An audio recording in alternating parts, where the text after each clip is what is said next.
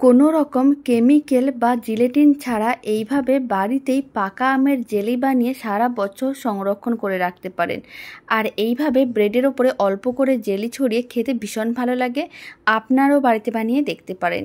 রেসিপিটা শেষ পর্যন্ত দেখার জন্য আপনাদের কাছে অনুরোধ রইল।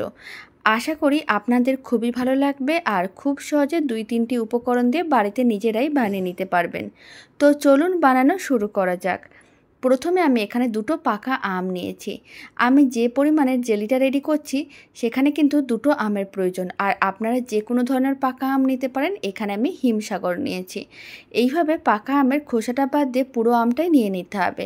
তারপরে মিক্সির জারের মধ্যে দিয়ে দিতে হবে। আর খুব ভালো করে একসঙ্গে পেস্ট করে নিতে হবে। খুব ভালো করে পেস্ট করা হয়ে গেছে। এখন এই আমের পাল্পটাকে এক সাইডে রেখে দিতে হবে। একটা কড়াইকে গ্যাসের ওভেনের ওপরে বসিয়ে দিতে হবে। কড়াইয়ের মধ্যে দিতে হবে মেজারিং কাপের হাফ কাপের মতন জল, আর দিয়ে দিচ্ছি হাফ কাপের মতন চিনি। এবার জ্যাম বা জেলি বানানোর সময় চিনির পরিমাণটা একটু বেশি দিতে হয়। তবে যেহেতু আমি বাড়িতে পাকা আমের জেলি বানাচ্ছি তাই চিনির পরিমাণটা খুব বেশি দিলাম না। তবে আপনাদের যদি মনে হয় আরও বেশি চিনির প্রয়োজন তাহলে দিতে পারেন। খুব ভালো করে চিনিগুলো মিশিয়ে নিয়েছিলাম, মেল্ট হয়ে গেছে। ফ্লেমটা মিডিয়াম টু হাইতেই ছিল। এবার আমি আমের পাল্পটা দিয়ে দিলাম। আর এখানে মেজারিং কাপের 1 কাপের মতন আমের পাল্প হয়েছিল, পুরোটাই দিয়ে দিলাম। আর খুব ভালো করে লো ফ্লেমে মিশিয়ে নিতে হবে।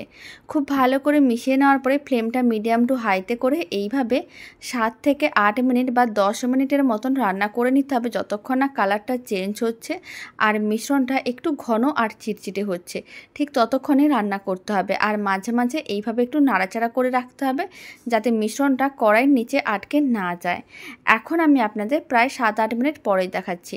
আপনারা দেখুন মিশ্রণটা কিন্তু অনেকটাই ঘন হয়ে গেছে, কালারটাও চেঞ্জ হয়ে গেছে। আর এইভাবে মিশ্রণটা উপর থেকে নিচে ফেলে একবার দেখে নিতে হবে। যখনই কালারটা ঠিক এরকমই ট্রান্সপারেন্ট হয়ে যাবে তার মানে বুঝে নিতে হবে পাকা আমের জেলি একেবারেই রেডি। তারপরে ফ্লেমটা অফ করে দিতে হবে। 1 চামচের মতন ভিনিগার দিয়ে ভালো করে মিশিয়ে নিতে হবে। ভিনিগার দেওয়ার কারণে জেলি বহুদিন ভালো থাকবে আর খেতেও ভালো লাগবে। তারপরে গরম অবস্থায় যে কোনো বয়ামের মধ্যে এইভাবে কিন্তু ঢেলে ঠান্ডা করে নিতে হবে।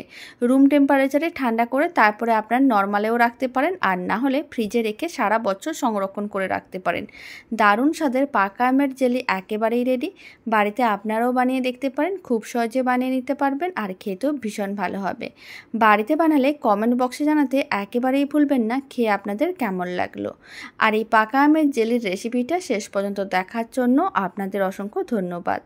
ভালো লেগে থাকলে আপনারা যদি ফেসবুক থেকে রেসিপিটা দেখছেন পেজটিকে ফলো করে নেওয়ার অনুরোধ রইল। ইউটিউব থেকে দেখলে চ্যানেলটি সাবস্ক্রাইব করে নেওয়ার অনুরোধ রইল।